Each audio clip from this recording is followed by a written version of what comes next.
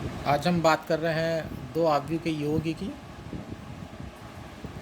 कि दो आव्यूह का जो योग है वो किस प्रकार से किया जाना है और कौन सी शर्त होगी कि दो आव्यूह को परस्पर जोड़ा जा सके, है ना। देखो, नियम ये होता है, जब दो आव्यूह को जोड़ा जाना होता है तो आवश्यक है कि दोनों आव्यूह की कोटि समान होनी चाहिए तथा परिणाम प्राप्त करते समय संगत अवयवों को जोड़ दिया जाता है। यानी कि अगर दो अवयव आपको दिए गए हैं और आप उन्हें प्लस करना जा रहे हैं, या और ये ध्यान रखिएगा, जो नियम प्लस के लिए होता है वही नियम माइनस के लिए होता है। तो जब दो अवयव को आप प्लस करने जा रहे होंगे या दो अवयव का अंतर आप निकालने जा रहे होंगे, तो आपको ध्यान ये रखना है कि दोनों अवयव की जो कोटि है वो समान होनी चाहिए। और जब आप उनका योग करेंगे या अंतर करेंगे तो दोनों अवयव के संगत अवयव आपस में जो है प्लस हो जाएंगे और अंतर करते समय माइनस हो जाएंगे। यानी कि 11 नंबर का अवयव 11 नंबर के साथ प्लस या माइनस होगा, 12 नंबर का अवयव 12 नंबर के साथ प्लस या माइनस होगा। अब इसको प्रदर्शित करने का तरीका क्या होता है, मान लीजिएगा, माना A I J equal to M cross N है और B equal to B I J M cross N है। अब ये प्रदर्शित करने का तरीका मैं समझा रहा हूँ। यहाँ पर देखिएगा कोटि एम क्रॉस एन है और यहाँ पर देखिएगा कोटि एम क्रॉस एन है। तो अगर दो अवयव का हम योग करने जा रहे होंगे या दो अवयव का मंतर कर निकालने जा रहे होंगे, तो आपको सबसे बड़ी ध्यान क्या रखना है कि दोनों अवयव जो है, जो दोनों अवयव आपके हैं, उन दोनों अवयव के लिए उनकी कोटि जो है समान होनी चाहिए। और योग करने के पश्चात और अंतर करने के पश्चात जो कोटि आएगी वो कोटि भी वही होगी जो कि दोनों अवयव की होती है। तो देखिएगा, अब हम यहाँ लिखते हैं अवयव ए प्लस बी लिखते हैं, यहाँ ए की वैल्यू लिख देते हैं, यहाँ बी की वैल्यू लिख देते हैं। अब ए आई जे और बी आई जे आपस में प्लस हो जाएंगे। देखिएगा, ब्रैकेट के अंदर हमने लिख दिया है ए I J plus B I जे और बाहर कोटि हमारी लिख दी गई है एम क्रॉस एन, है ना। तो नियम क्या बना कि दो अवयव को अगर हम प्लस कर रहे हैं या माइनस कर रहे हैं तो दोनों की कोटि समान होनी चाहिए और वही कोटि आपकी उत्तर की भी प्राप्त हो जाएगी। जैसे एक एग्जाम्पल दिया गया है, यह अवयव 2 गुणा 3 कोटि का हमने लिया है, 2 गुणा 3 कोटि का अवयव है। दूसरा अवयव भी हमने बी लिया है, 2 गुणा 3 कोटि का लिया है। तो प्लस या माइनस करना है तो कोटि समान होनी चाहिए, इसलिए दोनों समान कोटि के अवयव लिए गए हैं।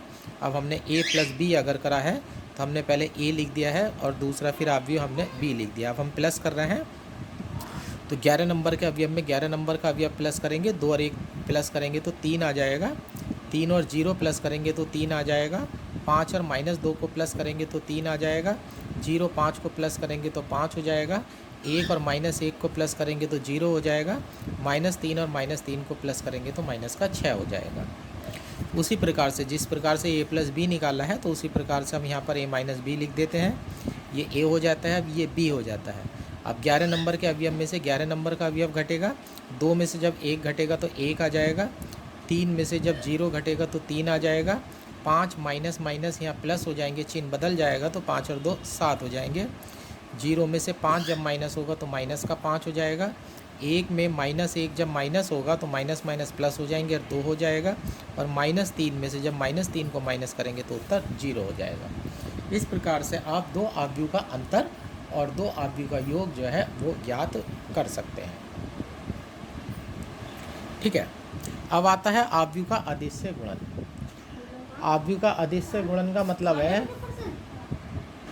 अवयव का अदिश्य गुणन का मतलब है जिस प्रकार से हम कोई अवयव हमारे पास है उसकी अदिश राशि से हम गुणा कर रहे हैं, यानी कि जैसे संख्या, किसी संख्या से गुणा कर रहे हैं तो वो अदिश अवयव और अदिश का गुणन आ जाता है ना। तो यहाँ पर आपको ध्यान रखना है, किसी भी अवयव में जब किसी संख्या अर्थात अदिश राशि से गुणा करते हैं तो वो संख्या सभी अवयव में जाकर के गुणा कर जाती है। क्या बोला गया है, सभी अवयव में जाकर के गुणा कर जाती है और अवयव की कोटि पर कोई प्रभाव नहीं पड़ता है ना। अब यहाँ पर मैं लिखना भूल गया था, ए प्लस बी जो है वो 2 गुणा 3 कोटि का अवयव है और यहाँ ए माइनस बी जो है वो भी 2 गुणा 3 कोटि का अवयव है।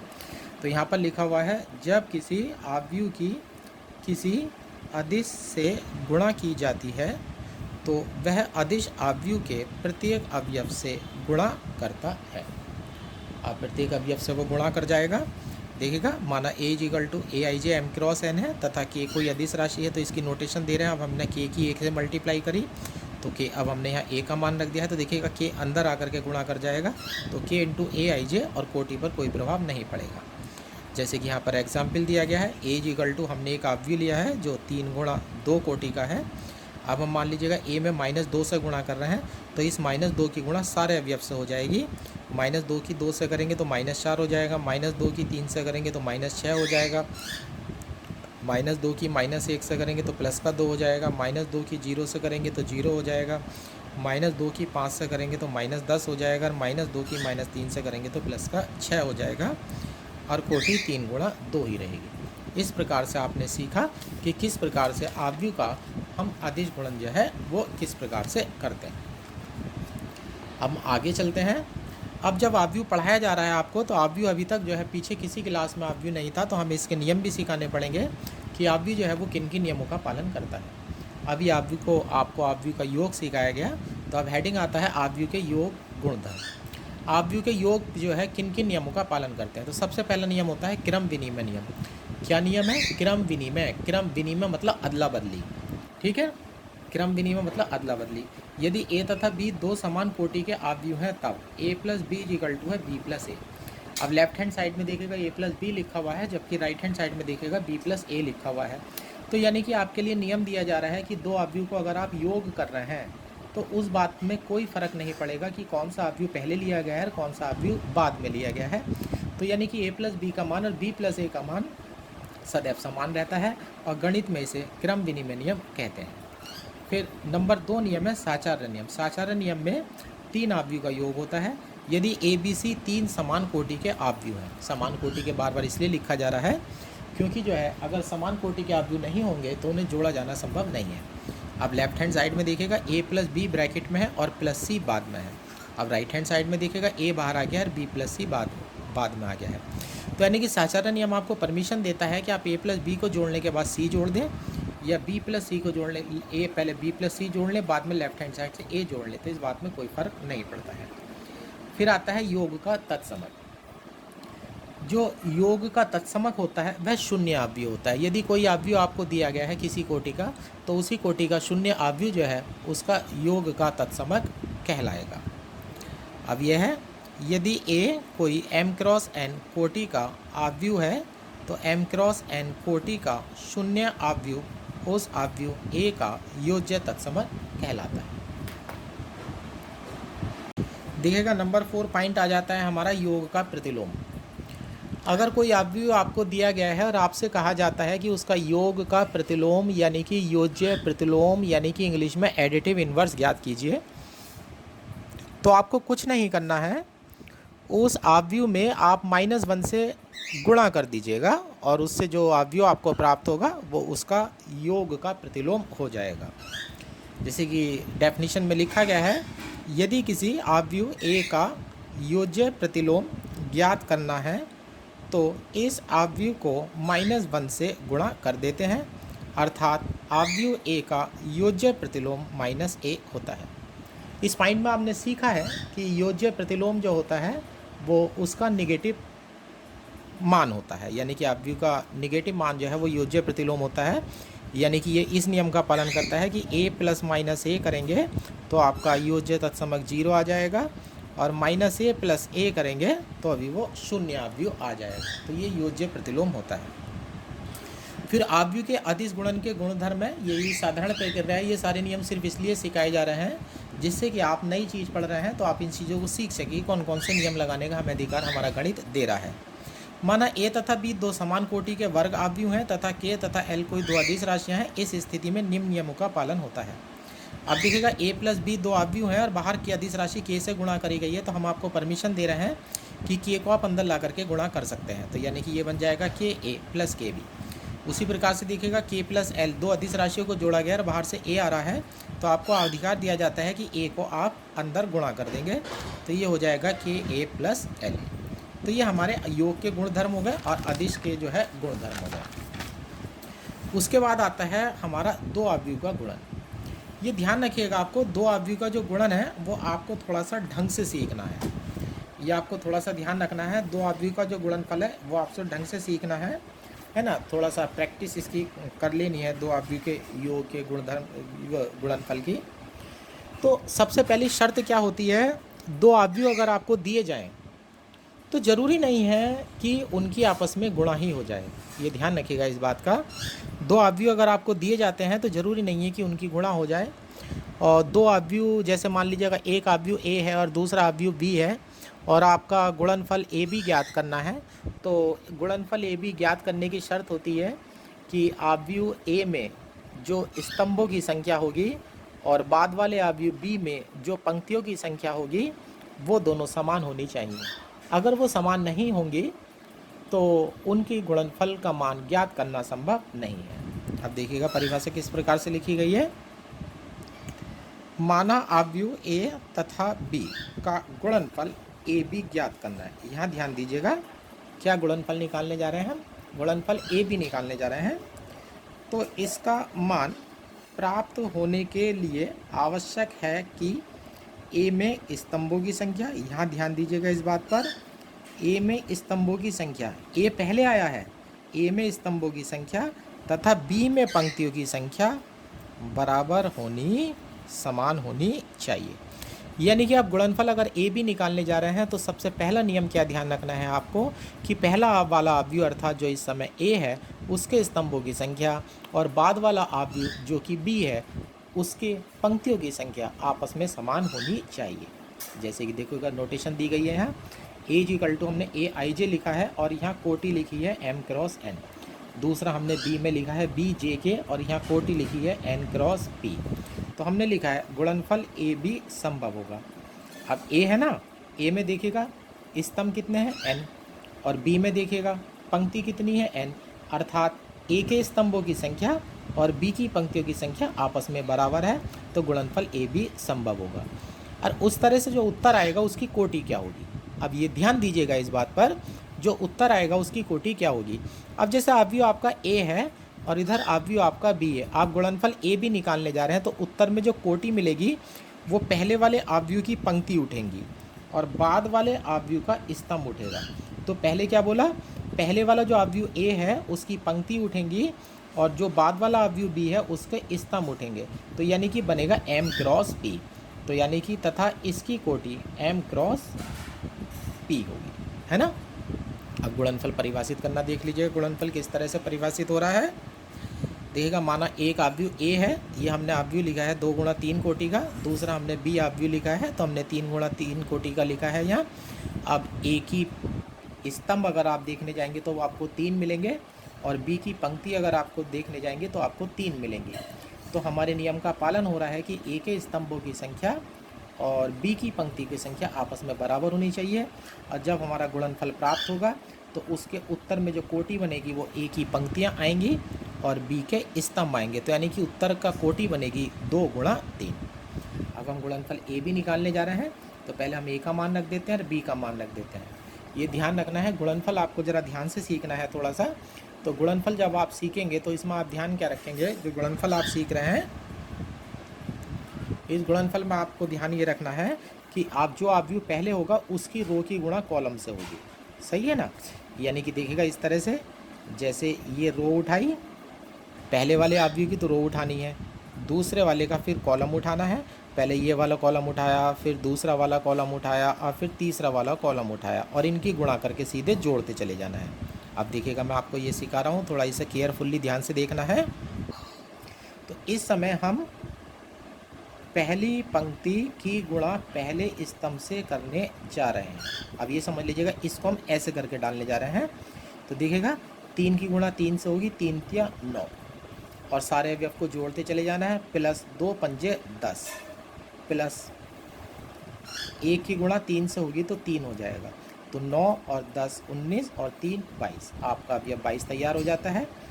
अब पहली पंक्ति की गुणा दूसरे स्तंभ से करिएगा, 3 की गुणा 1 से करेंगे तो 3 आ जाएगा, प्लस 2 की गुणा 1 से करेंगे तो 2 आ जाएगा, प्लस 1 की गुणा 0 से करेंगे तो 0 आ जाएगा, तो यहाँ बन जाएगा आपका 5। अब पहली पंक्ति की गुणा तीसरे कॉलम से करिएगा, 3 की गुणा आप 0 से करेंगे तो आपका 0 आ जाएगा, जब 2 की गुणा -2 से करेंगे तो माइनस का 4 आ जाएगा, 1 की गुणा 5 से करेंगे तो 5 आ जाएगा और उत्तर बन जाएगा आपका 1। फिर जो जिस प्रकार से आपने पहली पंक्ति की प्रक्रिया तीनों कॉलम के साथ करी है, तीनों स्तंभ के साथ करी है, वही प्रक्रिया आप दूसरी पंक्ति के साथ उठाइएगा अब दूसरी पंक्ति के अवयव बनेंगे। जब आप पहली पंक्ति की गुणा करते हैं कॉलम से तो पहली पंक्ति के अवयव प्राप्त होते हैं, और जब आप दूसरी पंक्ति की गुणा दूसरे कॉलम से करने जाएंगे दूसरे अवयव के, तो दूसरी पंक्ति के अवयव आपको प्राप्त होंगे। 0 की 3 से गुणा करेंगे तो 3 आएगा, 0 की 3 से गुणा करेंगे तो 0 आएगा, -1 की 5 से गुणा करेंगे तो -5, और 5 की 3 से गुणा करेंगे तो 15, तो ये बन जाता है आपका 10। अब दूसरी रो दूसरा कॉलम, 0 की 1 से गुणा करेंगे 0, -1 की 1 से गुणा करेंगे -1, 5 की 0 से गुणा करेंगे तो 0, तो ये उत्तर बना आपका -1। यहाँ 0 की 0 से गुणा करेंगे तो 0, -1 की -2 से गुणा करेंगे तो माइनस माइनस प्लस हो जाएगा, 2 बन जाएगा, और 5 की गुणा 5 से करेंगे तो ये हो जाएगा 25, 25 और 2 25, और यहाँ पर 2 ये हो जाएगा 27। ये करेक्शन 30 लिखा गया था यहाँ, 25 और 2 27 हो जाएगा। और ये देखिएगा जो अवयव बना है आपको 2 गुणा 3 कोटि का बना है, तो यानी कि जो उत्तर ए बी आपका बनेगा उसमें ए की तो पंक्ति आएंगी और बाद में बी के स्तंभ आएंगे, और इस प्रकार से आपकी कोटि प्राप्त हो जाती है। ठीक है ना। अब फिर यहाँ पर लिखा हुआ है ध्यान दें। अब यहाँ पर एक बात ध्यान दीजिएगा, जैसे 2 अवयव की गुणा अगर आप कर रहे हैं, मान लीजिएगा एक अवयव आपको ए दिया गया है, दूसरा अवयव बी दिया गया है, तो ए बी की गुणा अगर हो जाती है तो कोई ज़रूरी नहीं है कि बी ए की गुणा हो जाए। तो बी ए की गुणा हो भी सकती है, नहीं भी हो सकती है, यानी कि आप व्यापक रूप में ये कह सकते हैं कि 2 अवयव का गुणनफल क्रम विनिमय नियम का पालन नहीं करता। तो यानी कि आपसे पूछे कोई अगर कि 2 अवयव ए तथा बी हैं तो उनका गुणनफल ए बी और बी ए बराबर होंगे या नहीं, तो तुम सीधे सीधे मना कर देना। अगर वो बराबर हो जाते हैं तो वो स्पेशल केस हो जाता है, वो गणित में वो चीज़ नियम नहीं बनती है, वो प्रमेय नहीं बनती है जो किसी भी नियम को, जो किसी भी क्वेश्चन को गलत करार दे देती है। अगर कोई भी क्वेश्चन में कोई नियम हमारा गणित का गलत हो जाता है तो वो गणित में कभी भी नियम नहीं बनता। यानी कि गणित में प्रमेय और नियम वही बनते हैं, सर्वसम्मिका वही बनती है जो सर्व सत्य होते हैं। अब देखिएगा ध्यान दें, नंबर 1 यहाँ बी ए संभव नहीं हो सकता। यहाँ बी ए संभव नहीं हो सकता क्योंकि अगर हम बी पहले लिखते हैं बाद में ए लिखते हैं तो बी का कोटि 3 गुणा 3 है और ए के कोटि 2 गुणा 3 है।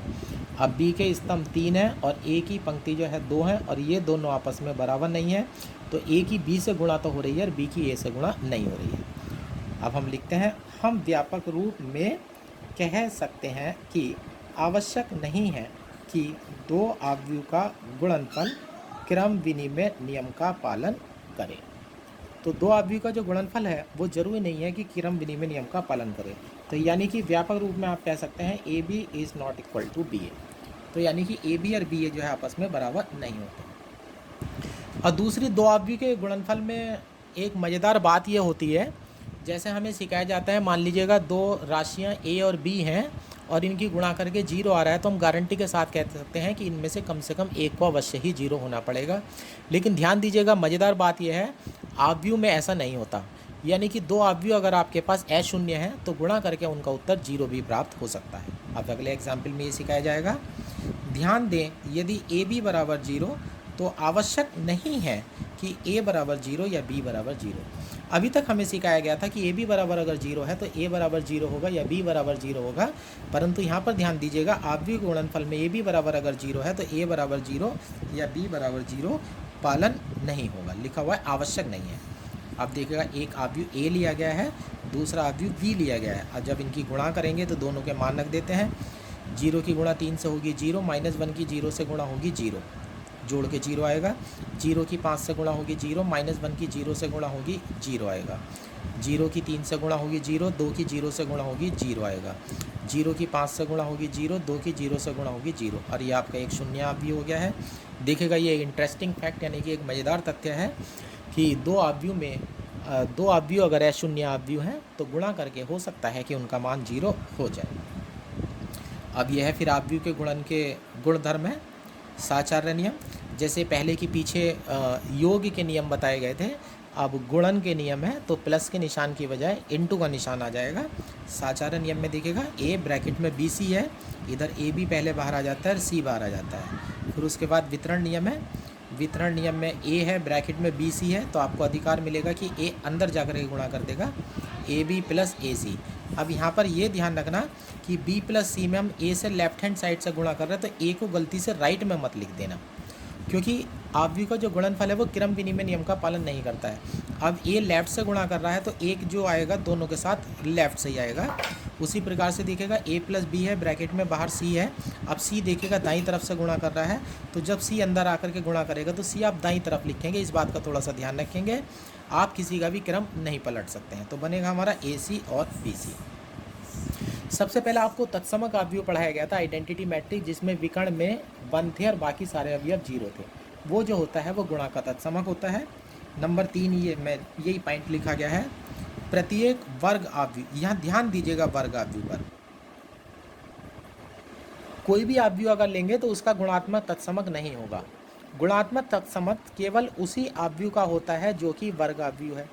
दोबारा सुन लीजिएगा, गुणात्मक तत्समक केवल उसी अवयव का होता है जो केवल उसी अवयव का होता है जो कि वर्ग अवयव हो, है ना। क्योंकि जो तत्समक अवयव है वो हमारा गुणा का 1 0 0 0 1 0 0 0 1 यानी कि वो भी एक वर्ग अवयव होता है। तो इसलिए वर्ग अवयव का ही गुणात्मक तत्समय है, जिसे आई से प्रदर्शित करते हैं। तो हमारा नियम होता है, प्रत्येक वर्ग अवयव के लिए समान कोटि का तत्समक अवयव आई उसका गुणात्मक तत्समक कहलाता है। और नियम ही होता है, कोई अवयव अगर ए है और आप उसकी तत्समक अवयव आई से मल्टीप्लाई करें, लेफ्ट से मल्टीप्लाई करें, राइट से मल्टीप्लाई करें, तो हमारा उत्तर जो है वो ए रहेगा। यानी कि ए आई जो है आपका तत्समक अवयव है, और ये इस प्रकार से कार्य करता है जैसे कि गुणा का एक कार्य करता है। किसी संख्या में एक से बाईं से गुणा करें या दाईं से गुणा करें तो उस संख्या का मान अपरिवर्तित रहता है। तो उसी प्रकार से हमारा आई तत्समक अवयव होता है। अगर किसी वर्ग अवयव में हम आई तत्समक अवयव आई से गुणा करें, चाहे वो बाईं से गुणा करें या दाईं से गुणा करें, तो उस अवयव के मान में कोई परिवर्तन नहीं होता। तो यहाँ पर आई को गुणात्मक तत्समक कहते हैं।